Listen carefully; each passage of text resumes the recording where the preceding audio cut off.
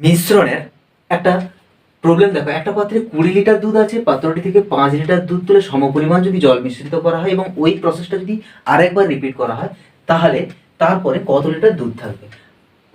এইরকম সলিউশনগুলো দেখো, 20 লিটার দুধ আমার প্রথমে ছিল পাত্রে, ওকে, যখন ফার্স্ট টাইম যখন 5 লিটার দুধ তুলে নেওয়া হয়, তাহলে আর দুধ থাকছে 20 লিটার, ছিল কত, দুধ থাকছে 15 লিটার, ছিল কত না, ছিল 20 লিটার। এই প্রসেসটাকে, এইটা কিন্তু প্রথমে ছিল, এই প্রসেসটাকে আমি কি করব, আর একবার রিপিট করব, অর্থাৎ টোটাল প্রথমে একবার আরেকবার রিপিট করছি, দুবার। এটাকেই সলিউশন করলে যা আসবে সেটাই অ্যান্সার।